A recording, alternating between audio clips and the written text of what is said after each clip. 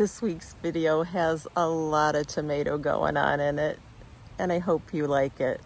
Man, I'm growing some Whoppers.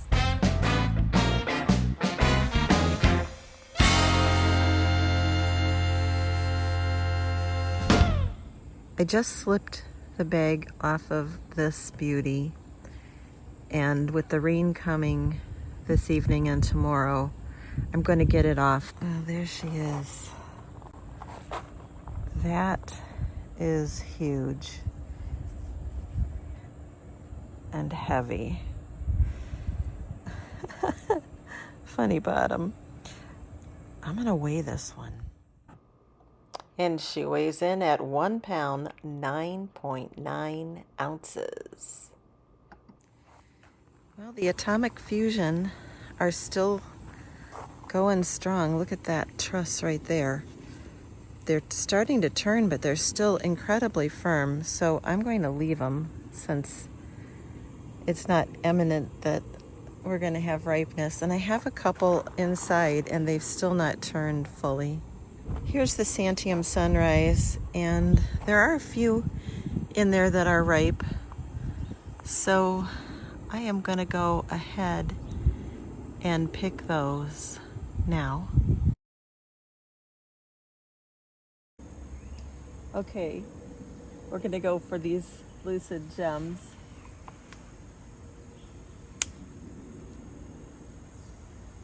These are just the most beautiful tomatoes.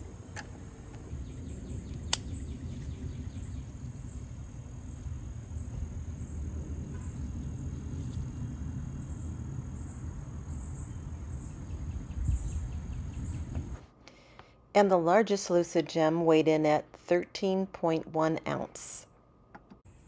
So Al is picking some of the Tim's Taste of Paradise for me.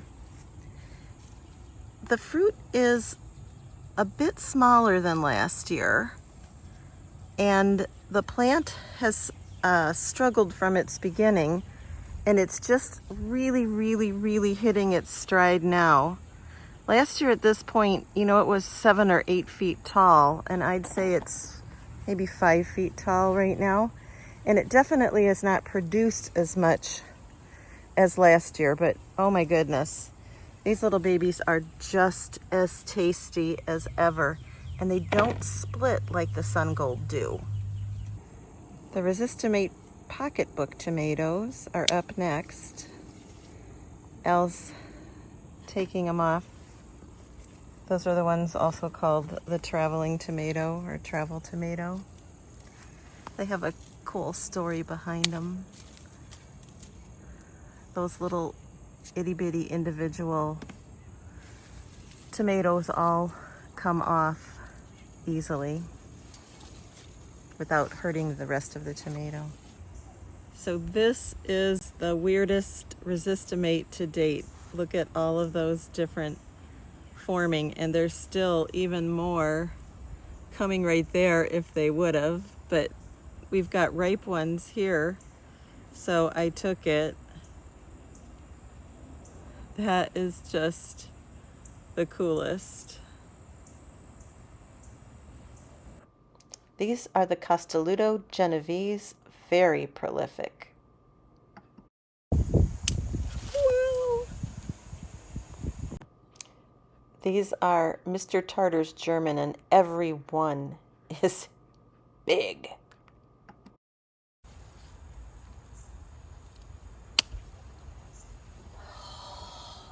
Sweetheart. Ooh, baby.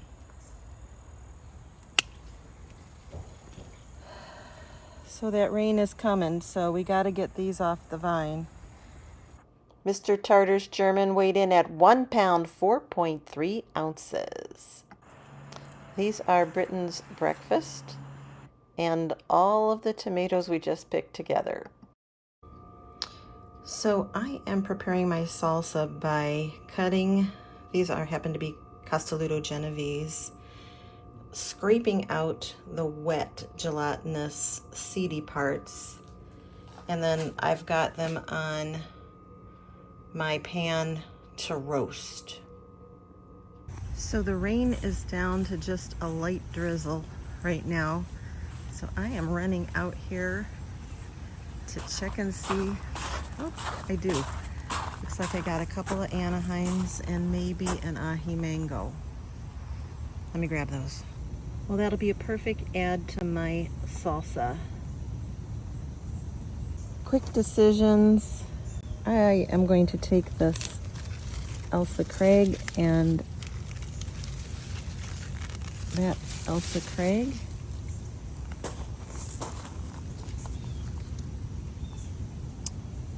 And they'll make a little bit of a sweet addition to the salsa.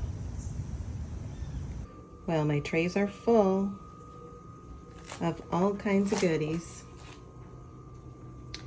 and ready to be roasted to sweeten up those flavors.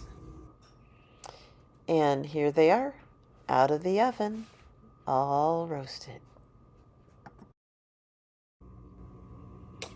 Next thing I like to do is put those roasted tomatoes in a colander and let the excess liquid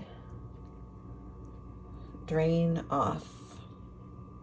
So I blended the peppers and onions first, then I did the first batch of tomatoes, and now I'm letting this last batch drain off some more liquid, and I will blend those as well and add them. Well, that is not enough to make this recipe, so I gotta do another round of roasting. That's what a packed tray of tomatoes looks like after they're roasted, and that's how much liquid came off of them. So there's the onion and the salsa all sent very quickly through the Vitamix so that it didn't liquefy it. I'll get that all stirred up and go to the next step. I've added the salsa seasoning mix to this. I need to add a little vinegar, and then I will get it processing. Now to boil for 40 minutes.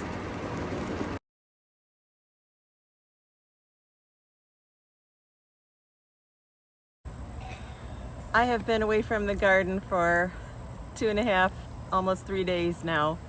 Al's been keeping up with the picking, but it's a lot. And what we've noticed is the butternuts have formed well now. There's 4 of them. The plant's starting to get a little bit unhealthy. I've cut away some leaves that are the worst of it. Gonna go in and get those 4 fruits off, hang them in bags in the garage to dry and harden up their skin. There's still flowers, so we may get more on these vines. So let's get to it. Here's what I've trimmed off. Here's number 1.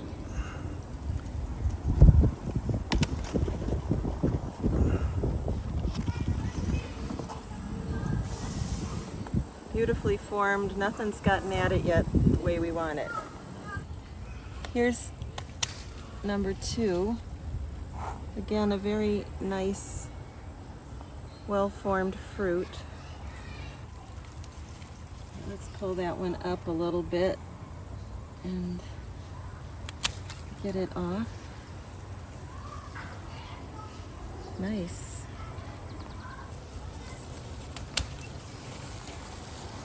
Okay, that one's really nice too.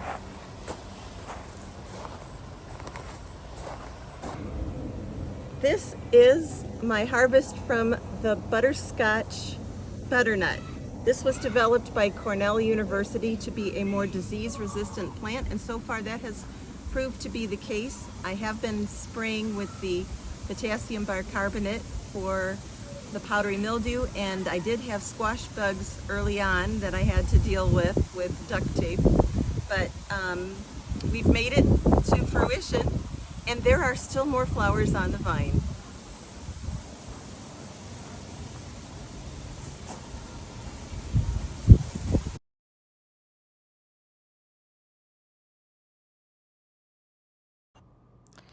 Well, these two cucumbers are finished, and it's time to take them out and put something new in.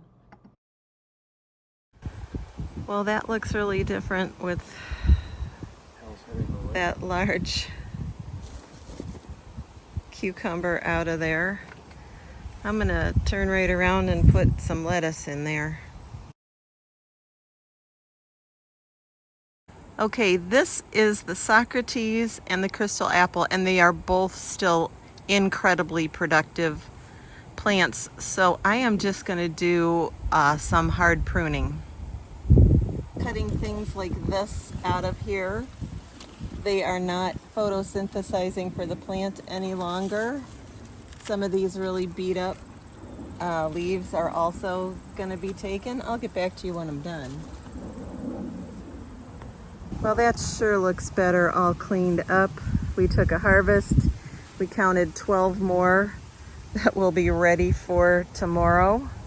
These things grow like nobody's business. If you've never grown Socrates, I would definitely consider it. It's just going across the bunny fence and taking advantage of that. Here are the succession Socrates that we planted, and that one got beheaded by a squirrel. This one is doing excellent. Just climbing away, and I have some volunteer cilantro from plants that I was saving seed for in there, which is a great bonus.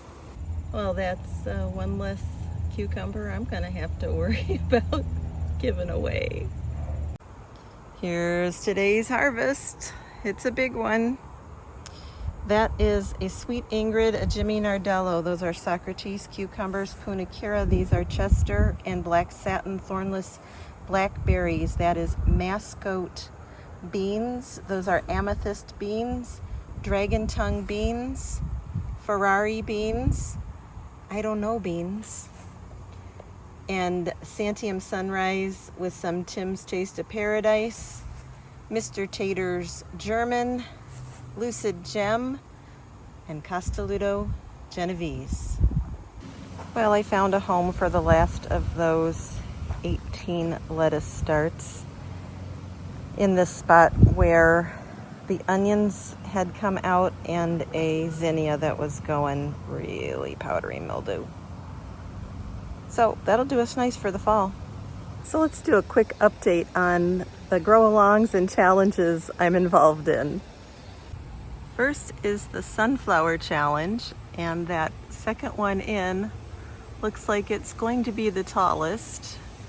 This one was second. It's blooming and now needs staking of some sort. That is the Sunflower Challenge over at the Feel Good Garden with Linda. This container has 3 peanut plants in it. This is plot number 9, Nanu and Grinch's challenge to grow peanuts. We don't know how they're doing because it's all what's happening underground. Here's the cucamelon plant for the cucamelon grow along. I see I have one that's ready. Let's have a taste. Here goes.